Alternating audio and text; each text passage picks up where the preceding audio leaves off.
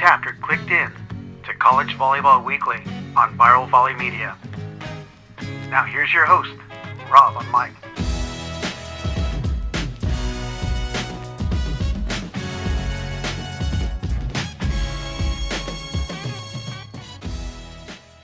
Good day, everyone, and welcome to College Volleyball Weekly Men's Top 20 Week 14 recap.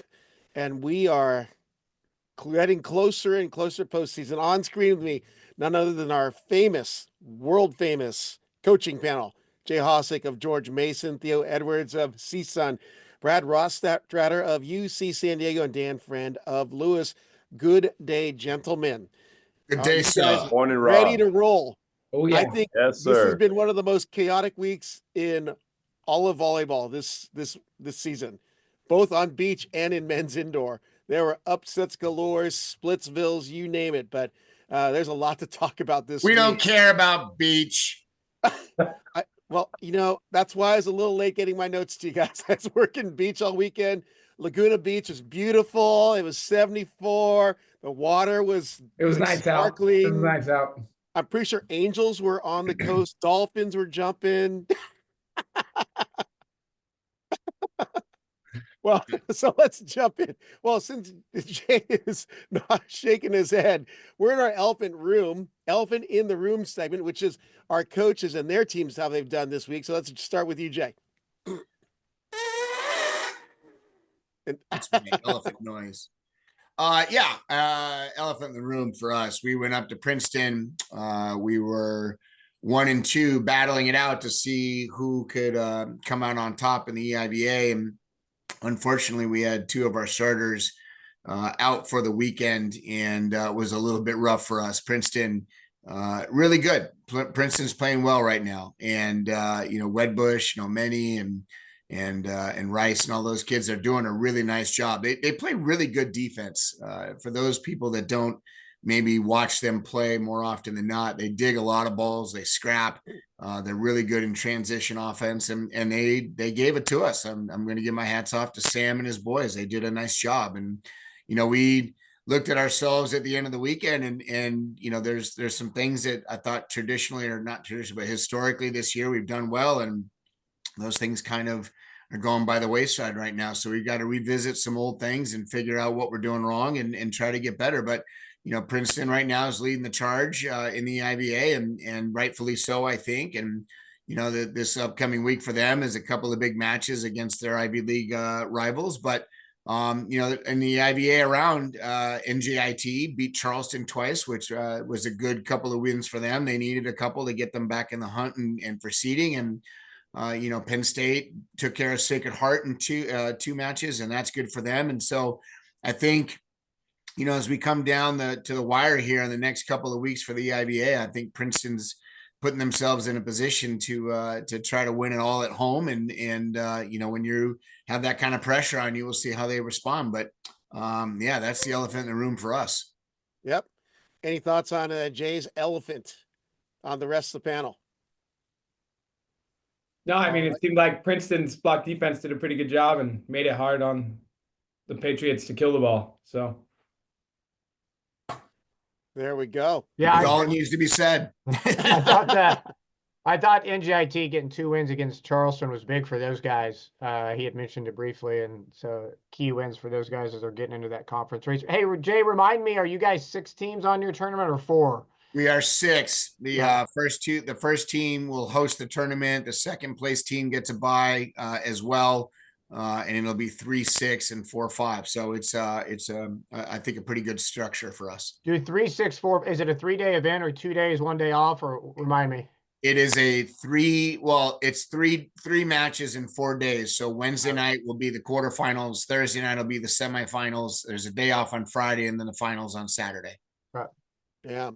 Charleston with 10 matches already in EIVA play, but Princeton leads the charge at 7-1. Harvard and Penn State are 5-3, and the Patriots 4-4. Charleston 5-5, and NJIT 4-4. So still a couple matches to sort things out here as we get towards the tail end of conference play. Let's jump over to Brad, residing in the Big West with his Tritons of UC San Diego. Yeah, we ended up with a split with Rob's Anteaters. And it was a tale of two totally different matches, and the only consistent piece was both night one and night two. We started off pretty smooth, pretty hot in sets one with leads of like 4 or 5+ points. And then similar both nights, we're up 22-18, somewhere in that range. And a couple service runs end up getting Irvine to win set one, night one and night two. And night one, we were able to bounce back and kind of get back in rhythm and kind of respond quickly and win the next 3 sets, as opposed to night two. Offensively, Irvine kept rolling and kept it going and kind of continued off that late service run in set one and continued it in through set two and set three. And we really struggled to slow them down. While night one, for us, we had a lot of success on offense. So really a tale of 2 offensive performances, us a little bit crisper and cleaner in night one, and then Irvine a lot crisper and cleaner in night two. And they were tough for us to stop. Flexen and Heno and Darcy, 3 pretty good pin hitters, and all 3 of them were on night two. And that's not a good formula for anyone. All right, panel, jump in. Thoughts on the UC San Diego, UC Irvine matchup? I just have a quick question before anybody else. Irvine, arguably one of the best teams in the country ranking wise. Where are they right now in the Big West, Rob? They are second to last. Second to last. Let that sink in, everybody. They are second to last in the Big West, and they are one of the top 5 teams in the country. That's pretty remarkable, if you ask me. What's scary is only one of their teams below them, and that would be the Matadors of CSUN. Crazy. Who are, Is that also, crazy? who are also top 10, I think, if I'm pretty sure. You know what I mean? So, Crazy. Listen, guys, 5 teams in the top 10 are from the Big West. And Crazy. UC Santa It is Barbara a gauntlet. It's yeah. a gauntlet. I'll chip in a little bit on the match. I thought Brad and his crew did a really great job, especially on night one with the service pressure and kind of how it affected Irvine. Obviously, I still think Irvine did a decent job passing, but there was something about the unease that San Diego was able to put on Irvine that first night. And even it was interesting because you look at the stats, right? And San Diego missed way more serves than Irvine on night one. But it just felt like the ones that were in caused problems and gave them opportunities to score. Versus on night two, it seemed like San Diego, and again, these back-to-back matches are really, really tough physically and mentally. And it seemed like the serving wasn't quite there. They kept a lot more in bounds, but based on the numbers, looked like Irvine passed the 2.26 on night two and on the 3-point scale, and was in system a little bit more. And anytime those offensive pieces are in system, it's going to be tough to slow them down. I thought San Diego played well in both matches, and it was a really nice split for them, and but a good couple of matches for the league.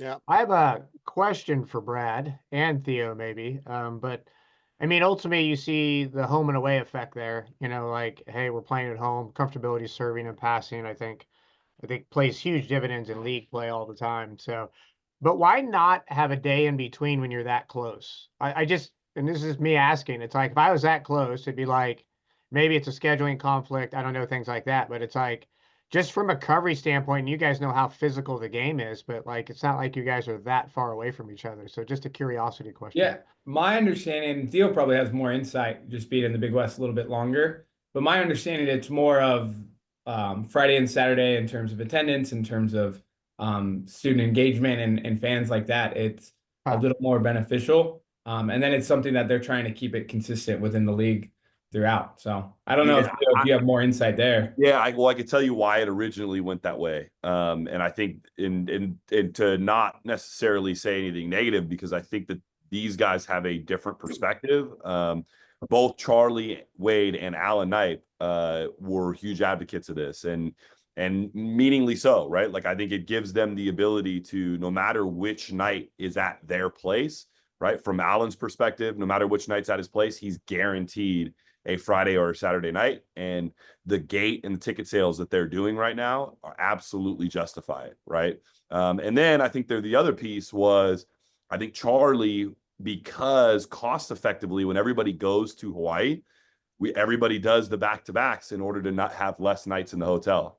And so Charlie really was hoping that everybody on the mainland would have the same schedule, because physically it's the most demanding on his group, because every time he comes to the mainland, it's a back-to-back, and every time we go to Hawaii, it's a back-to-back. And so I think there's a little bit of a fairness piece, but also the ticket and the gate started to become part of it as well. And I think the main piece that people don't understand also is, if you have a Thursday match and then you have a Friday off and then you have a Saturday match, you could be imposing a little bit more class conflicts with student athletes. A lot of classes are not offered on Fridays, and if you have a match where it's just a drive down that day, you're probably not missing as much class. Whereas on a Thursday, you probably have more class conflicts. And so there's just a combination of a lot of things that I think the MIVA might restructure in the future due to some of those things. But cost, class conflicts, and inequality across the board, I think are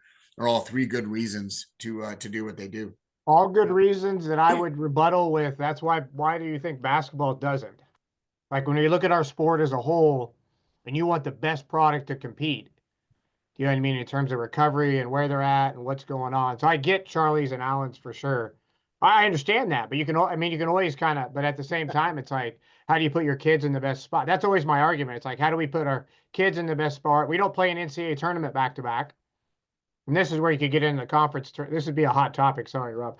You could get into where, like, conference tournaments, you guys go back to back. So that makes sense that your league's back to back. But it's like the NCAA tournament's not run back to back.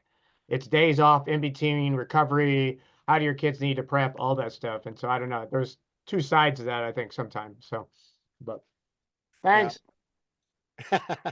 All good stuff. So no problem at all. I just wanted to add on night two. Night one against UC San Diego was hard for me. I thought, whoa, what happened?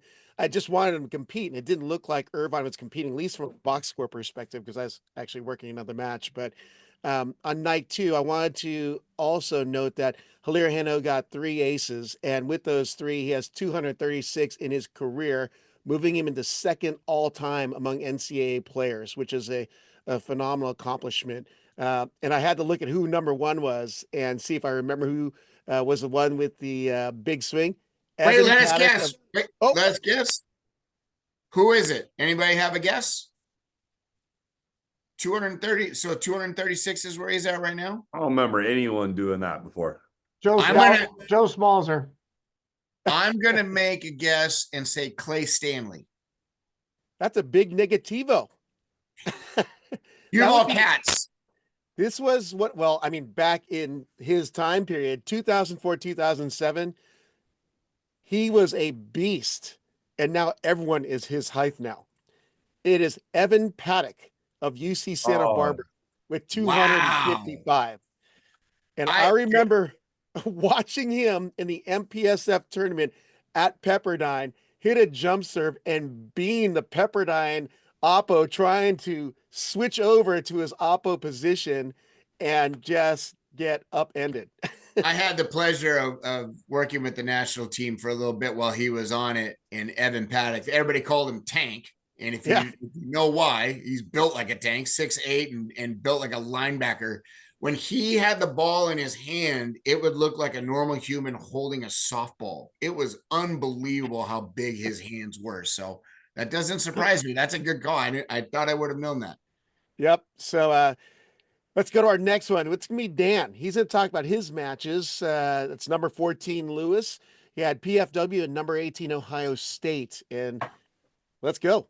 Let's hear about it. Yeah, I thought we went into Purdue, and I thought we were good. They played well from the service line, passed well, offensively were good, and jumped on those guys. So that was good to see our guys. And then ultimately went over to Ohio State, and Ohio State's playing well, certainly playing well in their own gym. And I thought they were a little bit better at some first ball contact stuff consistently through the first couple games. We lose a couple tight ones, win the third, and then I thought they built some separation on the fourth. And Shane Welsh, I mean, he had a good match against Ball State when they beat Ball State a couple nights before, and had 6 aces and 18 kills. He had 20 kills against us and a couple aces. And you've seen him kind of find his level where he was at last year and get better towards the end of the year. And they're getting more comfortable with their kind of young setter, a kid from Puerto Rico. And Cole is certainly a senior for them, and he's solid, and they're doing some nice things. And they got the Polish kid. I don't say his last name. Rob, you might have it. Hachinsky. Jaczynski. It's Yeah. a great last Hachinsky. name, by the way. Chachinsky. Yeah, he's quietly really good this year. Like, and my guess is probably will be freshman of the year for the conference. He's got some pretty good numbers and doing some things at a pretty high rate and serves the ball upper 60s. And but yeah, I mean, split for us, and there's certainly a bottleneck race up towards the middle third. I mean, I do think Loyola has separated themselves. They got to play us in Ball State this week. McKendry got out of a Quincy 5-game battle going like 18-16 in the fifth, which was huge. They got a couple home games versus Fort Wayne, but I think Fort Wayne, the Indiana battle of Fort Wayne upsetting Ball State was intriguing and interesting. You go look at that, who was playing and who wasn't playing for Ball State. Certainly, I'm not 100% sure what's going on there, injuries or things like that. And but that was a big win. For Purdue Fort Wayne as they're trying to make sure they get into the tournament because we do eliminate one team. And but yeah. Well, all right, panel, have at it. I continue to be impressed by OG. Like, obviously he's coming in and he's maintained a high level of volleyball kind of throughout, which, every single week we're looking at Dan's team and how they're doing. And seems to be a really, really steady in there. So he's been really impressive throughout the year. And I think the emergence of Shane Wetzel, or the re-emergence of Shane Wetzel, and it seems, I remember his first year when he got into starting, started off a little bit slower and then got hot. I don't remember last year as much, but seems like this is the time of year where he really turns it on. And that obviously is a huge help for Ohio State as they look to make a run through the MIVA playoffs. Good call. Yeah, I agree with the piece about OG. He's just been good every single night. And, Max Rocky, who is obviously another big part of Lewis. And when he's really good and OG is himself, I mean, Lewis is incredibly tough to stop. And I think, but yeah, I agree with Brad. The consistency of OG has been really, really impressive. And then the Ball State piece, that's really going to be interesting. Dan, can you remind everybody how the conference tournament works? Yeah, so highest seed hosts, we're fighting to say, hey, we want to be home that first round. There's 8 teams that go, 1 gets eliminated. So 1 through 4 host? 1 through 4 hosts. So we're sitting in that 3 through 5 range. And so, losing Ohio State, that tied us, but they have the head-to-head. But then Ball State losing put them behind us. And so, Ohio State goes to Quincy for 2 matches, which aren't guaranteed. Quincy's playing well, and Ohio State's got to go there. Loyola's coming to us, and that's our 1 match. Like, Loyola's got 2 league matches, and then they got to play us and Ball State, 1 away and 1 at home against Ball State. So that's that competitive inequity where our conference is currently at a little bit, where instead of everybody having 2, and thankfully for Loyola, they get a day off in between. But Ball State notoriously hasn't had a great record at Loyola over the years either, just to throw that out there. So there's a lot of stuff that can happen right there. But it's possible that Ball State doesn't win another game. Yeah, they just have 1 league game left, so they don't win that game, then they would have 7 losses, I believe, and they would end at 9-7 and be 5th. Yeah. And be 5th. So we'd have to, for us to jump Ohio State, we'd have to win, and then Ohio State would have to take a loss, and then I think we would slide into 3rd. So, but I don't think McKendry, and I mean, if Loyola lost 2, then yeah, McKendry could jump. But Ohio State has 2 this week, right? They do. They play Quincy twice. Yeah. Quincy twice. Okay. Yeah. I just want to comment on the fact I don't think I've ever heard this combination out of Dan's mouth. Combination of words. Thankfully for Loyola, I don't think I've ever heard those words come out of his mouth. So I gotta give you a red card on that, Dan. I don't know what. Well, the other one we won't hear is we got a red card this week again. Just so you, I know. This is probably the second one you've ever got in your life. So that wasn't me though. It was OG. He got mad. Somebody made him mad. OG went under the net. I don't know. OG, what are you doing? Well, the other phrase he won't hear Dan say is "thankfully for ketchup." So we got to throw that in there. That's right. I like ketchup With my fries. Who doesn't like ketchup? That's Hey, ridiculous. Theo, I never jumped in on this combo, but just so you know, I like hot dogs Chicago style, and I like hot dogs with ketchup. So you can do both. So I don't know what anybody's talking about. So, Sounds good. I think I would like a Chicago dog as well, just not from Portillo's. I don't know that I would take It's my that simple. Chicago dog and put ketchup on it, but I could do it the other way. Just, yeah. Listen, I'm officially sponsored by Pink Hot Dogs. If anybody has any questions, Pink is better Pinks, you than gotta get Portillo's. Pinks. Pink is the Throw it out there. artist. Pinks is the Yeah, hot dog. Pinks. Pinks. We got How a can you be apostrophe S sponsored there, by Theo.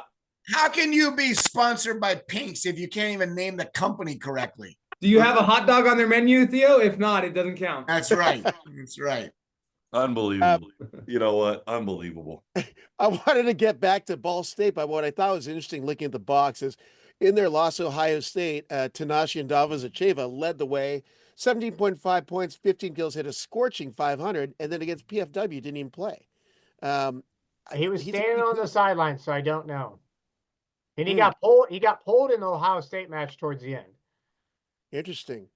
So Yeah, so that's a key piece for Donan, and I mean, you have to deal with him, Rogers, and I mean, Savitsky lid. That's a lot of offense he's got coming out of those three. So,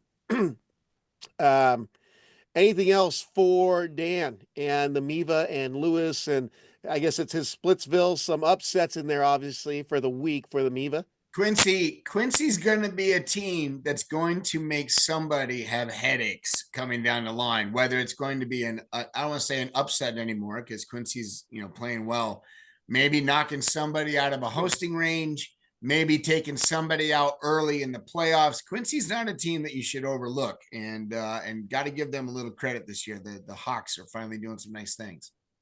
Well, right now, Queens has the same conference record as Quincy. Dan, are you aware of like a tiebreaker of who would win in that? I actually think Quincy has it on Queens. Wow. I have to Tight go back race. and double check that. So, All right. Final one. Theo had another match that shook the nation, so to speak, kind of like Irvine against Long Beach State. So why don't you jump in? Yeah, we had a nice battle here at home against Hawaii, and kind of similar to Brad. It was a tale of two different nights, and Dan kind of talking about the back-to-backs, and I think it is an interesting thing to point out for sure. But on night one, we just won the serve and pass battle, serving pretty tough and kind of shook Hawaii a little bit in the receive game and got them out of system and were able to kind of keep them uncomfortable most of the night. I think we were able to hold them on just right around 200 attacking wise, which I think is probably one of their lows for the year. And the guys played really well. Jalen Phillips kind of reemerged. He's been dealing with some stuff. He's been kind of banged up and had a fantastic weekend. I think he hit around 400 for the weekend. So he was pretty electric. I thought Donovan was really good too, set really well and kept our middles involved. And then on night two, it was kind of the tale of it was a complete reverse. We struggled from the service line, really struggled to put pace on it, struggled to keep it in bounds, and Hawaii passed incredibly well. The times we did put some pressure on them, they handled it really well. And I think it was a record night in attendance for us on night two.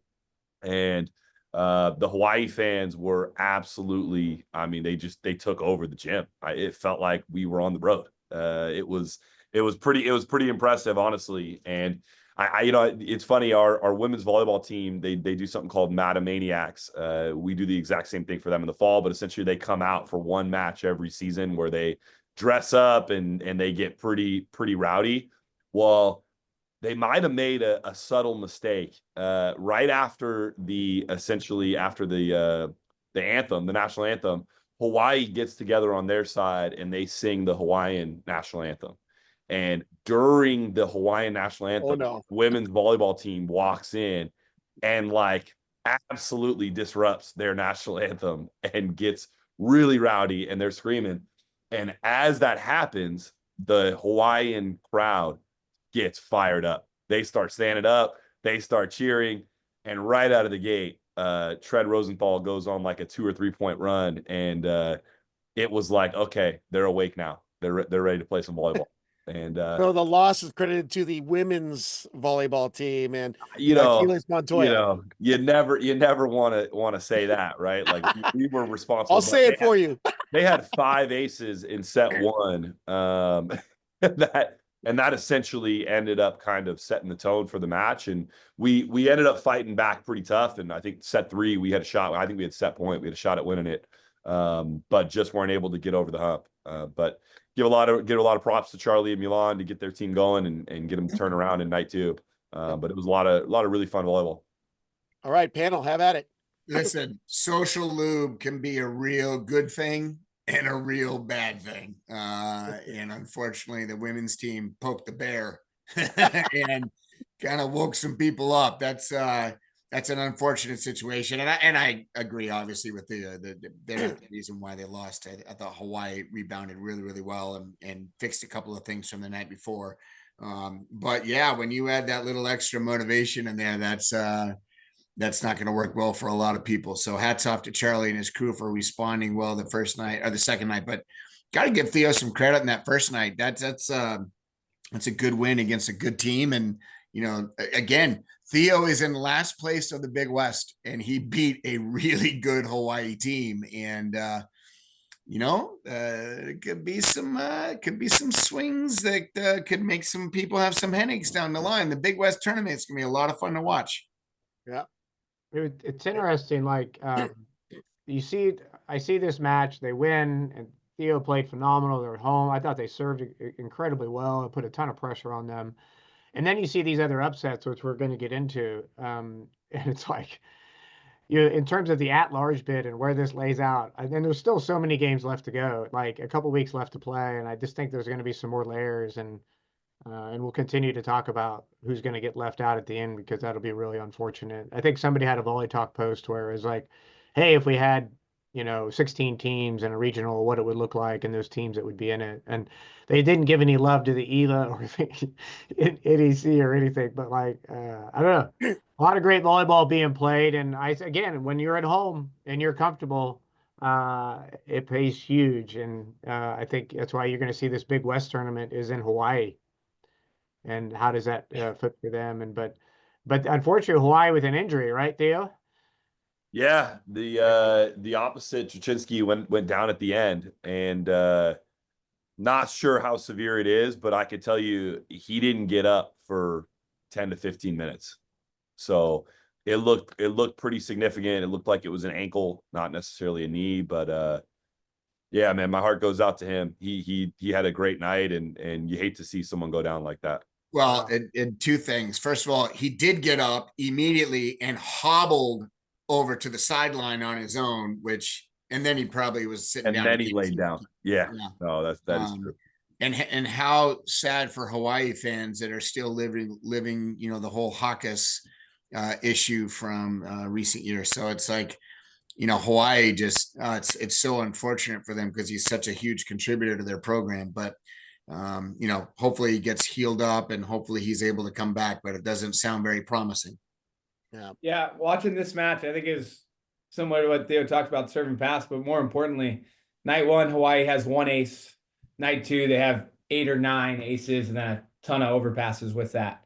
And just totally different from the end line and how it affects the passers. And that's kind of where we're seeing a lot of games come down to, is what team can generate some swings off some really tough serves like we saw from both Northridge and Hawaii. I only want to add that, one player that has not been mentioned a whole bunch, and it's because he's a middle, but Kurt Neuster, 8 kills, 500, 2 aces, 3 block assists, and a dig. But it's when he gets those points. He's so clutch. If, Hawaii is on the receiving end of a run on the other team, he's able to step in and get that block or get that kill or get that ace. And I mean, we've seen him. He's been such a bane.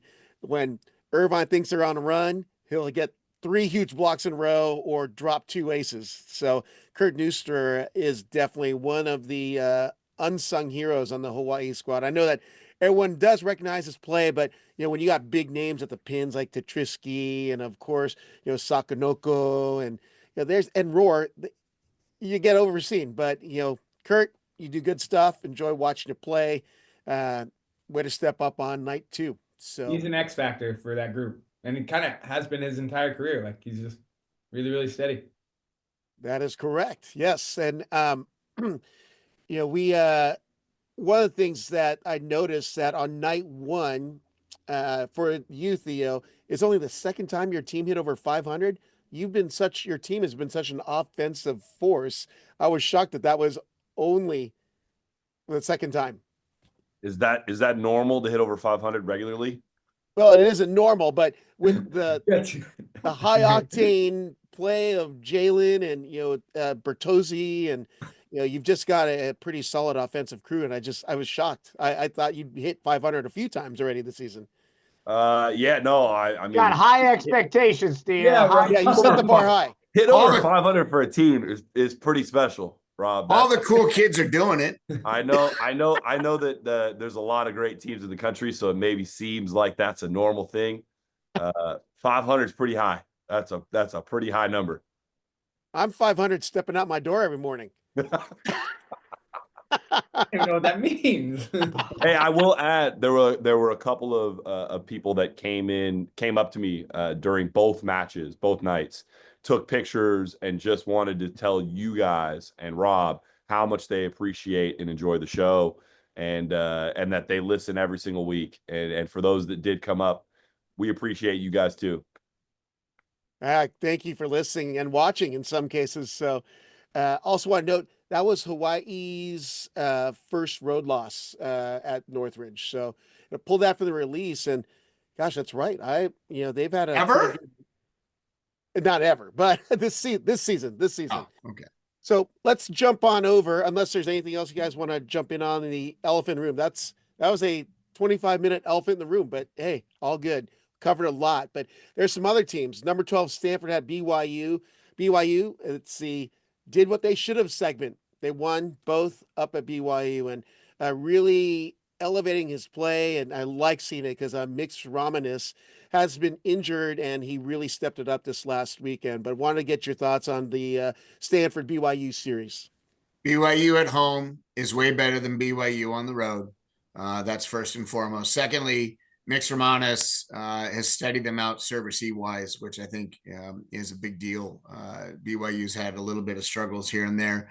I still am concerned about the high ball offense, but they're winning. So why change what's not broken? So, but I think as they get into tournament time, I think it's going to be a little bit tougher for them to move forward, maybe into later on in the rounds. But good wins for BYU both nights. Yeah. Anyone else want to jump in?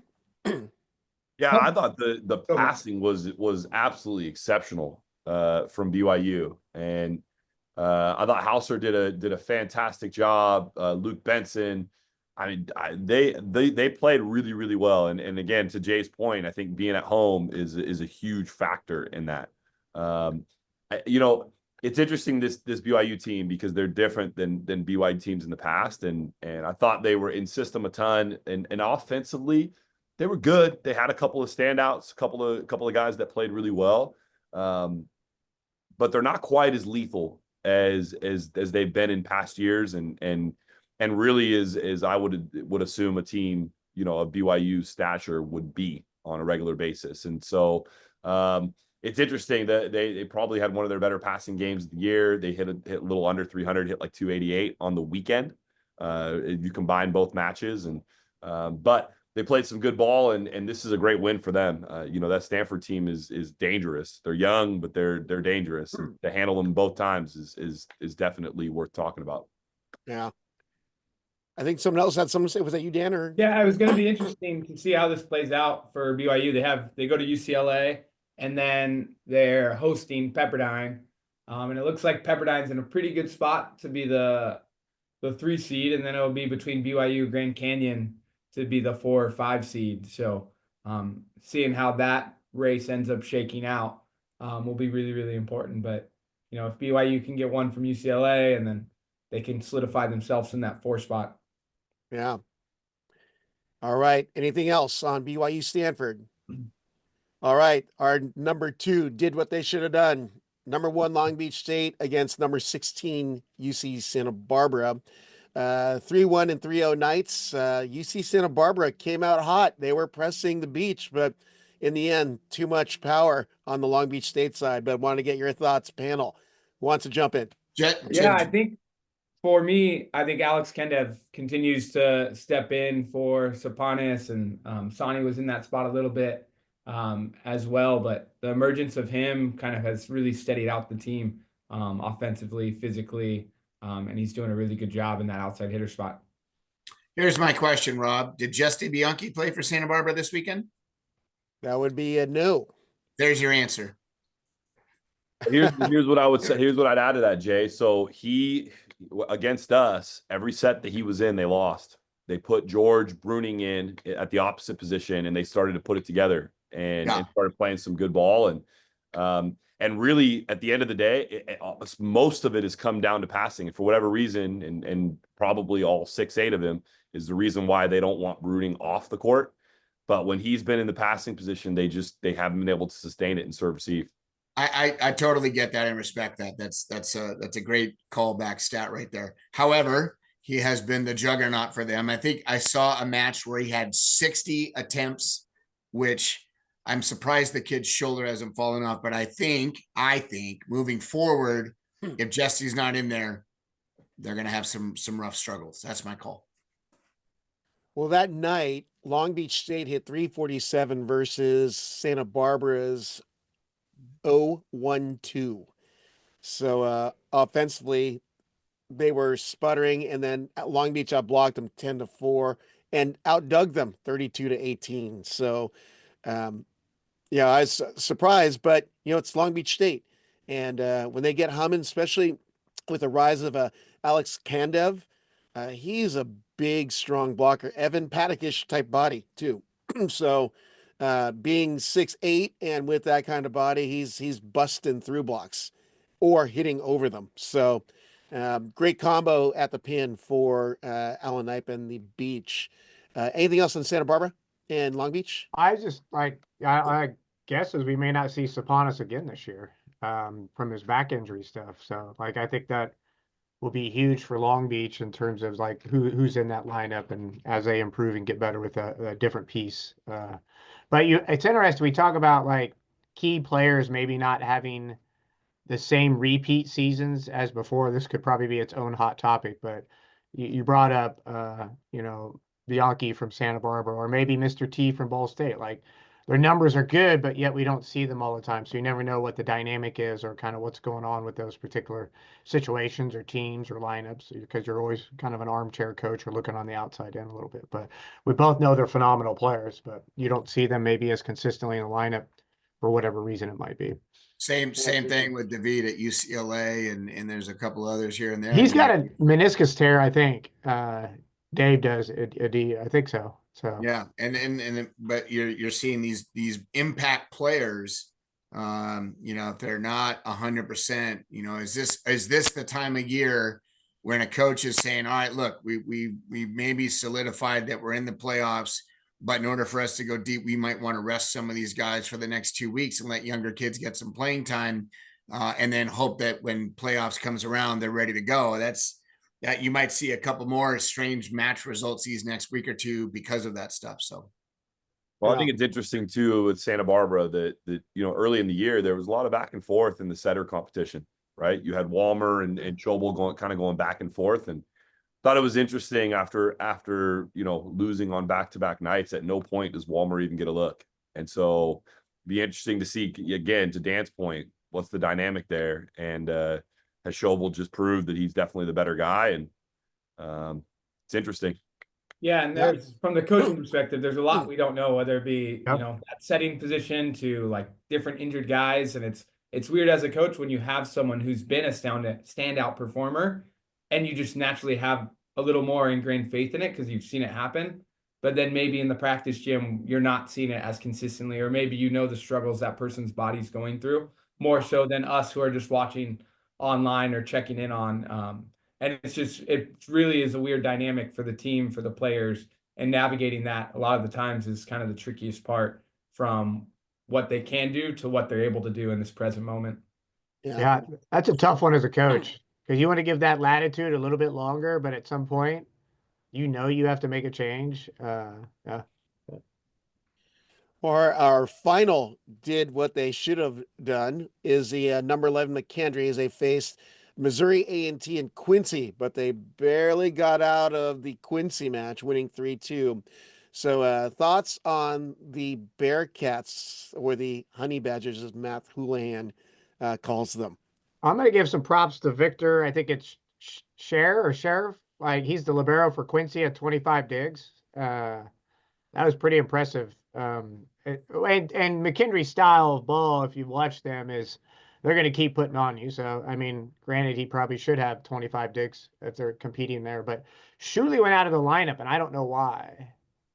So I didn't watch it yet, but I think he only played 3 games, and he's a key piece to them. So again, Jay, was that a, hey, he's been a guy who's been in and out of the lineup a little bit because they're saving his body, or I'm not sure on that. Yeah, the heavy hitters around the country, you can only sustain that kind of physicality for so long before your body starts to either break down or just plain get tired. I mean, listen, you look at, I know we talked about Bianchi earlier in the year, and I mentioned earlier he had like 60 swings in a match. Your shoulder can't sustain that kind of pressure for that long. It's just ridiculous. And then you add practice during the week, and it's crazy. And I wonder, this is that time when maybe a lot of bodies are banged up, and any good player, any player that plays a lot, you're going to have minor nicks and scrapes and injuries and nagging little this and that. This might be the time of year when coaches say, hey, let's shut it down for a week or two. Let's let you get back up, at least, store some of the reserves back up as close as we can to 90, 95%, and then just get after it in the playoffs. Who knows? Yeah. Anything else for anyone there on McKendry and their week? Especially talking about the Shuley and Boone Feltz kind of going in there for him. I think Sam Hoskins has been really underrated, just kind of being really steady and not necessarily any stellar matches, but he's always hitting, around 250, 300, passing well, defending well, serving well, doing a lot of really good things on the court for McKendry. If you look at the scores, it looked like McKendry really gritted that out. They had to win 4 and 5 in deuce sets, 27-25 and 18-16. So that went down to the wire, and I'm sure that was a cardiac match for Nikki and her coaching staff. So with that, let's jump on over to our Splitsville and upset cities that we have not covered yet. Number 3, USC, and number 8, Pepperdine. Night 1, Pepperdine, or actually USC comes in, walks in, gets it done.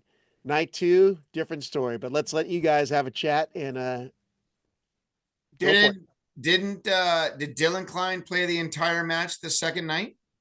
He did not. Didn't play. There's another one. Yeah. There's another one right there. So yeah, and he's another one of those high flyers, right? And a ton of wear and tear, a ton of swings on every weekend for Dylan Klein. And to Jay's point, you start to break down. And on night 1, he had 21 swings, only killed 6 balls, hit 0-48, and just did not look like himself. And then obviously a change of pace the next day. And it seemed to me, just in seeing Jeff's interview after the match, that he's banged up. He's dealing with some injuries and is not himself. And we all know, I mean, as good as that team is and has been, Dylan Klein has been a big part of that. And so, especially with USC, they haven't made a ton of lineup changes. They've been grooving pretty well. Most of their guys have been playing pretty consistent on a night-to-night basis. And so they really haven't worked through some of that stuff of like, hey, if someone is struggling, or especially a guy like Dylan, what are we doing? How does that feel? And so Pepperdine's a good team. They're super talented. And, for USC to not have an ability to kind of turn it back is really not that surprising to me without Dylan. And especially without the experience of putting somebody else in his spot and seeing how to win without him. Yeah. All I got is this was a match that I know Marv was pretty happy with, seeing Pepperdine get 17 blocks in 4 sets. He was probably honing the Malibu Roofing Company t-shirts that day. I believe that was a season high. That might be 18 the blocks. most in the NCAA for a match this year. How That's a many? lot. 17 18? 17 what? blocks. For Pepperdine. For a match. just in 17 blocks in a match? You think that's an NCAA high? For the season, it might be. In 4 sets, it might be. Yeah. Yeah. Don't talk to me then about Princeton. I don't want to hear about it. Well, at least on the Pepperdine release, it said it was a season high of blocks. And I believe it was 28 block assists and like 3 solos. So, but it, Only metrics has it at 15, which I thought was oh, interesting. really? Volleymetrics is the source, the Michael Bible Jordan of volleyball. patent going on over there. That home court advantage right there. So So that's what the Malibu Roofing Company is. Got it. Got it. Get a few extra shingles. well, the other, we've actually kind of touched on this one, but I had a number 18 Ohio State against number 15 Ball State, number 14 Lewis. We already talked about that, so we're gonna jump over unless Dan wants to add a little more on the I MIVA just matchup. wanted to tell Brad we had 17 blocks in a 4-game match and lost against Ohio State. All right. Tied for the lead. Tied for it. I didn't win though. At least Pepperdine won. We were like, how do we block 17 balls and lose this match? Our final upset city or Splitsville match is number 13 Grand Canyon, who hosted UCLA twice. Shocking result. I thought it was incorrect because we ended last week on, can Grand Canyon make a surge at the end here? And they may have taken issue with our discussion apparently because they came out and beat UCLA 3-0, but wanted to get your guys' take. So jump in. How do you win and miss 42 serves? I'm just amazed. I just don't know how they won the second night and they missed. Is it 42 or 43 is what they missed? The other 42, night? I believe. Gosh. It's a lot. That's Yeah. a lot. That's a lot. I That's think 2 Hawks is games, trying, right? Almost 2 games. it's crazy. The Hawks is also trying a 3-pin system where, you had some different guys in different positions. DeVee was not in there. And again, who knows? We don't know what he's doing, what he's dealing with, whether there are other issues. But it's showing that at this time of year, coaches are trying to retool a couple things. I know we're trying to retool a few things, and I'm sure every other coach in the country is thinking to themselves, this might be the time.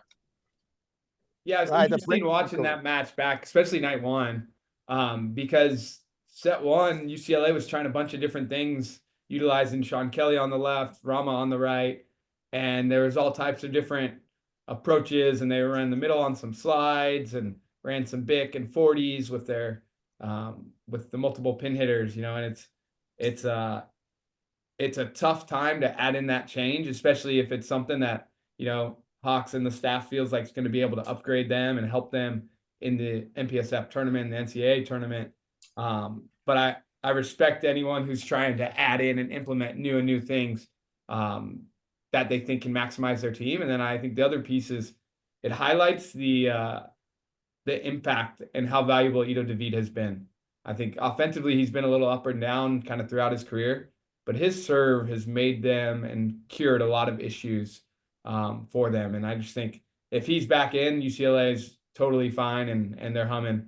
And then without him, they're going to have to keep getting creative and finding ways to maximize their group and their lineup. Yeah. I got to go, guys. I got another meeting. Players. Give me your players before you go. I'll give you one because I don't want to steal anybody's, but I'm going to, since we played against him, I'll do Shane. Oh, Ohio State. So dang it. he was really good in both his matches and certainly playing in postseason form, which is what they need for Ohio State. So, but good luck everyone this week. Pay attention to our match. It's Ray Strong night. So if you guys want to donate, we're raising money for the foundation. And I think Ray's throwing some pie in a professor's face. I don't know what's going on. It's so it should be Awesome. good. But We'll right, talk guys, about to end the show and make sure we get people over your way, Dan. all right, sounds great. Thanks, guys. All right. Thanks, Dan. Good luck to You you too. But we move on because what I wanted to also mention was I'm like, I got to look at the amount of errors that were made in this match.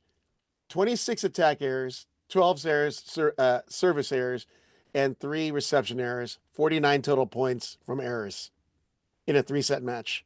So that's almost 2 full. We'll just say it's 2 full sets given up to unforced errors. I mean, the numbers that we all talk about is you got to earn 17 points per set on average, and you combine kills, aces, blocks, whatever you want to do, 17 points. If you're at a deficit of probably 13 points per set, is that maybe 14, 15 points per set? That's tough to recover from. Here's a really crazy stat that I saw, especially from that night one, right? From obviously UCLA losing that first one 3-0. UCLA had 42 kills. Grand Canyon had 24. UCLA lost in 3. Wow. That's probably the first time I've ever seen that. I don't think I've ever seen anybody almost double the kill count and lose. That's quite strange. Quite a strange night. But I do think to talk about it, I think Brad is spot on. Ito David. So UCLA's lost 4 times, right? Ito's been out 3 of them. So that tells you a lot about it. And that obviously he's a national championship opposite.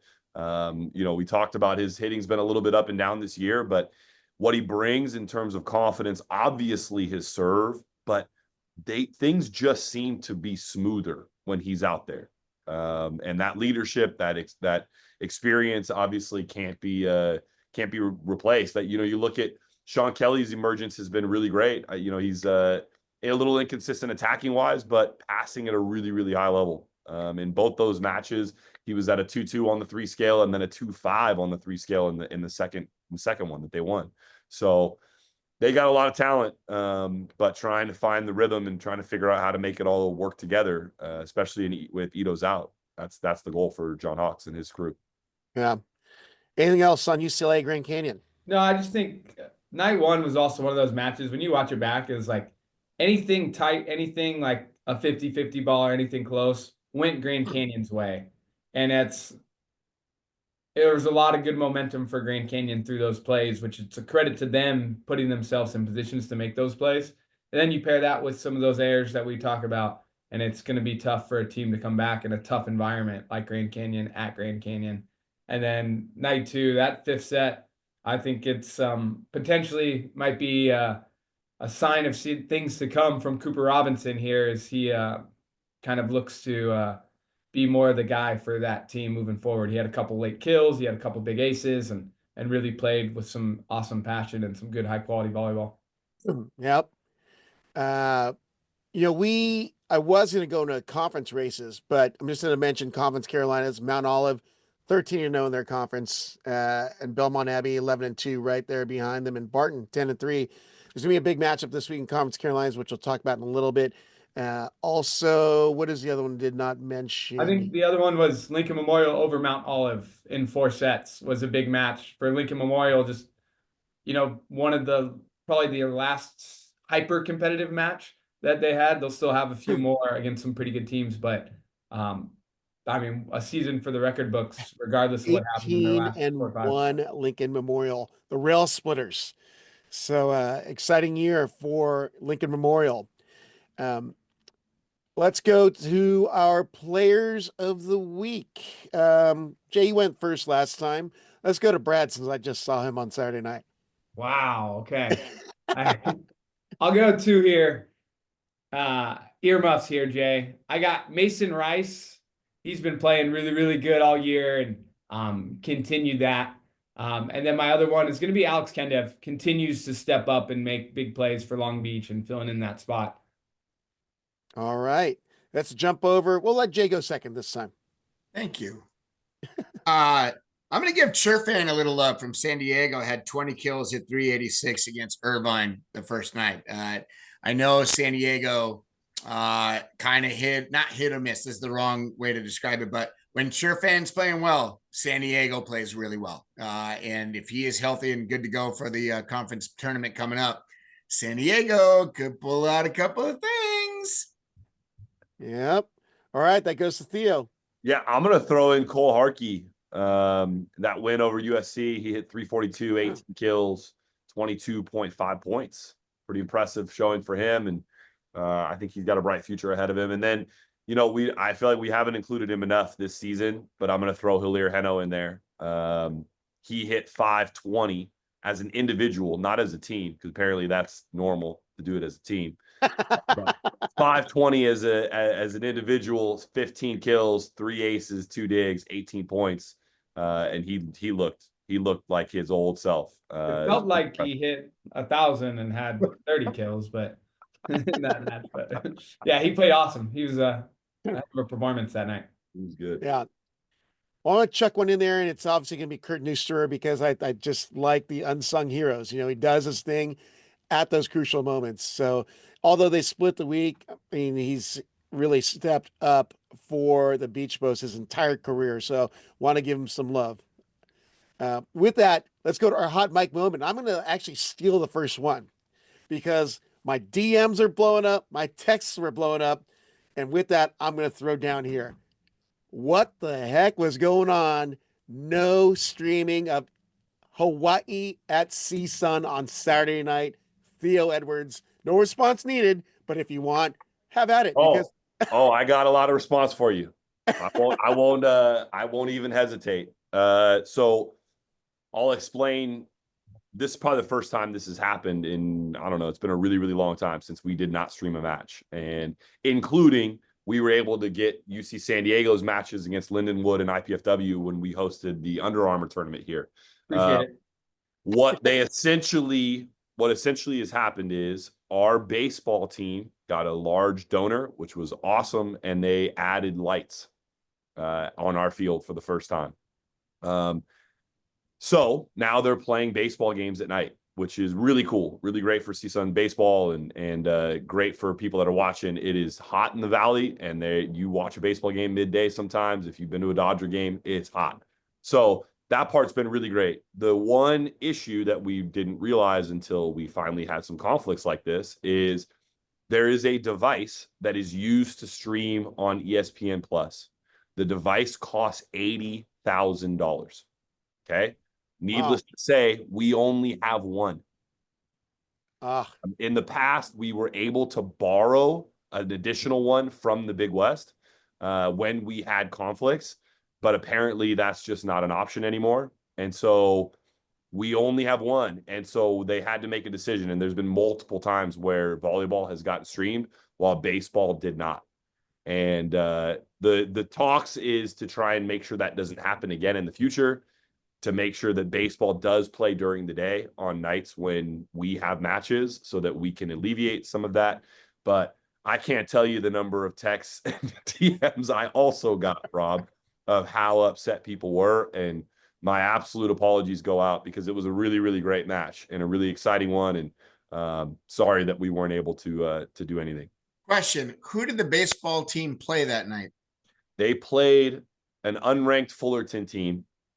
And it was meaningless if you were to compare the two matches, right? You got a top 10 matchup, obviously an upset the night before. And so it's a really, really good match to be on TV. The fact that you guys packed the gym, the fact that you beat a top 5 team at home, the fact that you have them again the next night, the fact that the baseball team is playing a non-ranked opponent that, on most years, Fullerton pretty good, I get it, but they're not doing anything this year. That is a complete miss, and I'm super bummed for you because that would have been pretty cool to have.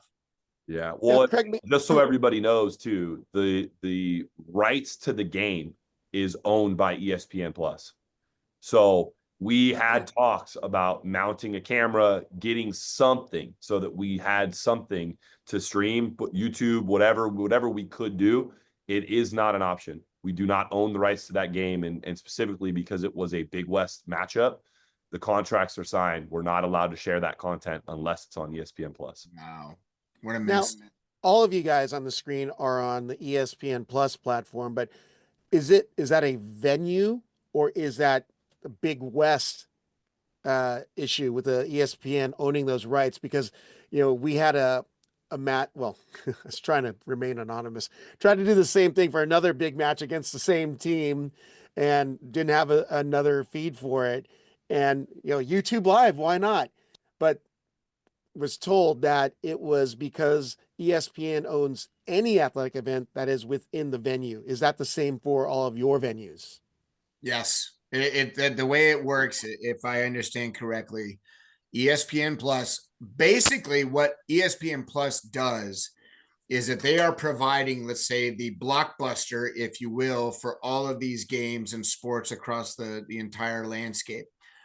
Your university or your media department still runs the feed. They still have the announcers. They still have, the play-by-play. They have all that stuff. But basically what they do is they say, okay, you do all that within your house, but you basically put that and send it to us, and then we distribute it amongst our platform so that everybody can have access to it. So your university is responsible for all of the ins and outs that go along with the match. It's not like ESPN has thousands of employees going all around the country to go film these things and do all the talk. They might do it for the bigger sports, right? The football, the basketball of the teams that they do have deals with. They might send some people out to those, but it's still every university's media and marketing department that does all the stuff that goes along with it. Yeah. Jay, that's spot on. I just had one question. What's a blockbuster? Alex Kandev. There is a great blockbuster documentary about the last blockbuster, which I think it's in Oregon or Washington, or it might be Alaska. I forgot where it is, but it's the last blockbuster store that is still open to these days. It's pretty good. I'm gonna tell you right now, Friday night, my parents said we were going to Blockbuster, a movie, a snack. That was the greatest feeling on planet Earth, man. Yes. I love Blockbuster. I I'm remember the when Hollywood video guy, not Blockbuster. I don't know if that's Hollywood video. Oh, no. Man. Man.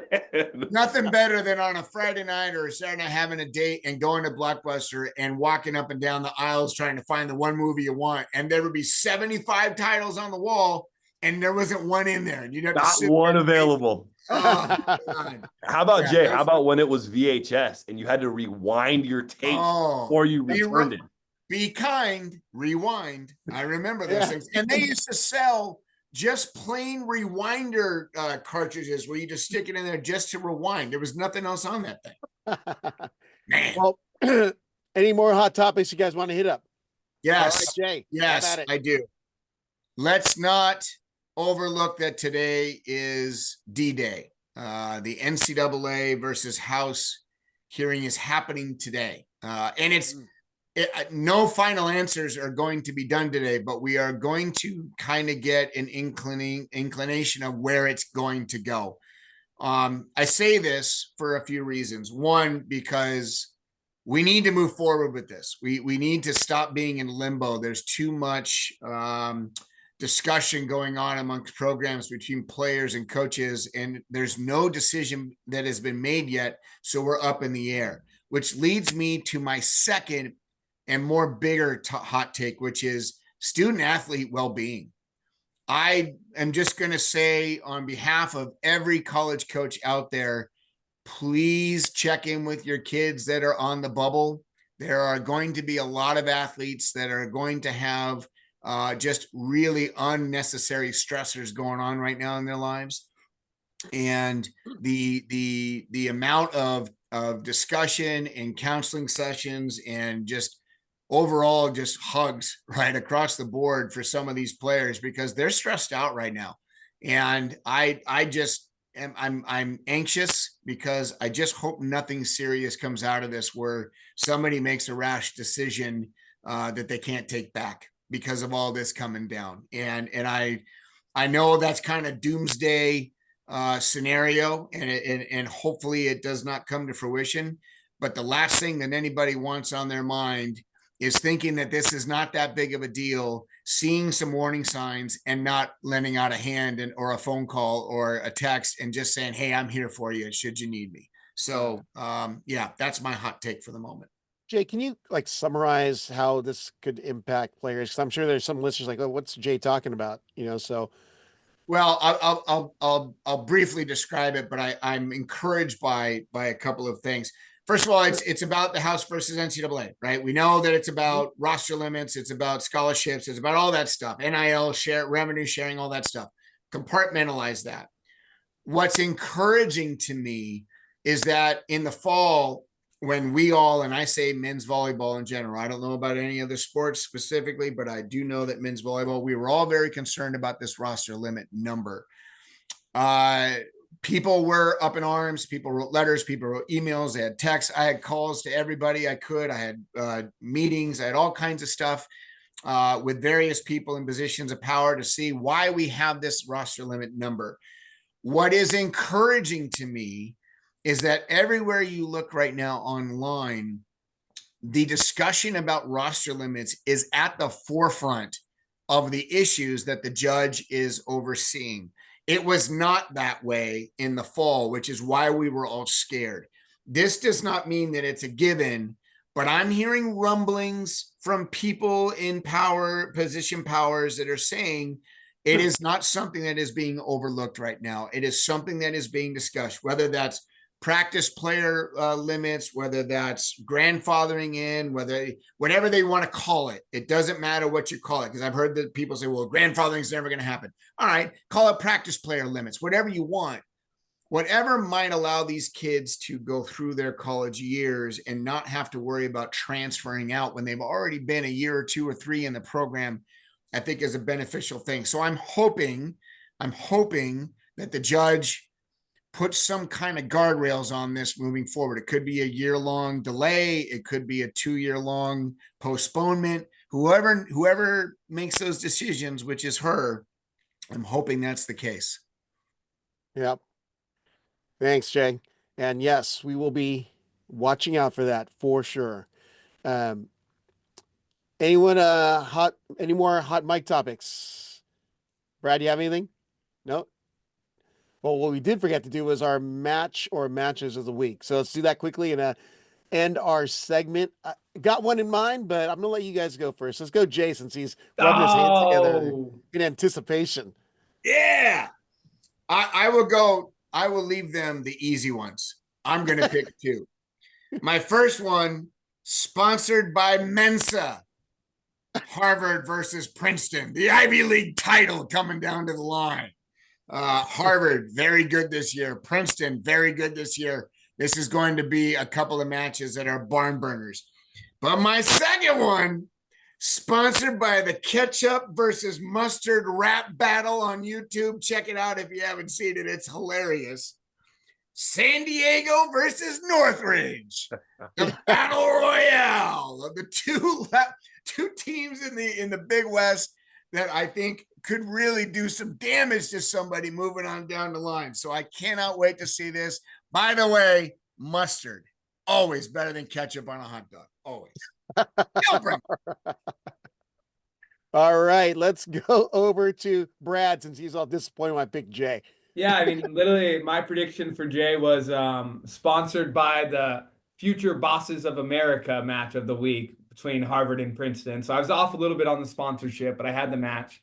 And then I also thought you'd do the San Diego Northridge, sponsored by taco trucks everywhere in Southern California. So I just missed the mark there. Northridge is not known for their taco trucks. That's unbelievable. Yes, we are. LA's got some good tacos. We got some great taco trucks. You're known for the media companies that are in your backyard. I'm not sure you're known for the taco trucks. That's also true. Lots of ways we can go there, but we're going to keep it moving. And I think I'm going to take the low-hanging fruit here. You got Long Beach, Hawaii, out in Hawaii. Stay up late, have your coffee a little bit later in the day, enjoy some great volleyball, enjoy a great venue, great setup. It'll be some really competitive, really high-level volleyball there. Be interesting to see if Tuchinski is healthy. Yep. Just one for Brad, huh? Well, then let's bounce over to Theo. Brought to you by the Drink Bridge. No float surf Jesus today, though. Fine, I'll go another one. Okay. Right, go another one out actually. there. I got Ohio State Quincy and then Queens Lindenwood, the fight for the 8th spot. The fight for the 8th spot in the MIVA. There you go. Good calls. Okay, Theo. All right. That leaves it to me. I got a couple here. I think Penn State George Mason has to be mentioned because you've got the former Penn State assistant coach walking in the building to face his old team. And Jay, I think that's gonna be a fun one for you guys. I think that's gonna be a good match. It's at That's home sponsored for by us, so That's sponsored by Star Wars episodes 4 through 6 and the Apprentice versus Master theme. So And then I think we gotta say it again. I mean, Loyola Lewis. I mean, Loyola Lewis is always an exciting one, but also just where the MIVA currently is, Lewis needs this win. And I don't know that Loyola does. And so it's going to be really, really interesting to see. Lewis gets into a dogfight with their backs against the wall. I like Dan Friend. I like Mac Rocky, and I like OG. all excellent And calls. that match will be brought to you by Race Strong Foundation. Boom. There you go. Look at that. How much Just is a- it paying you, Brad? Yeah, just for the explanation, the Race Strong Foundation was founded by Dan and his wife because of their daughter Ray, who was a micro preemie, and they're obviously in need of pretty extensive care to keep Ray alive. And so they started this foundation. They raised money at this match, and this couldn't be a better match. Battle of Chicago, two highly competitive and, dare I say, very rivalry-ridden schools in volleyball. I mean, I remember the 2015 national championship match at Stanford, Lewis versus Loyola. And I believe it was an 18-16 fifth set tiebreak going Loyola's way. And that was a Thomas Jaschke and Cody Caldwell at the pins for Loyola. But any support would be appreciated. I believe it's raystrong.org is the website. I'm sure Dan has a link on his site as well. And then Shane will probably get Loyola to do the same thing, put it up on their site. But any support, it's all going to go towards the Ray Strong Foundation, which again helps support families who are have micro preemies. So that's a great call. Raystrong.org, RAE, raystrong.org.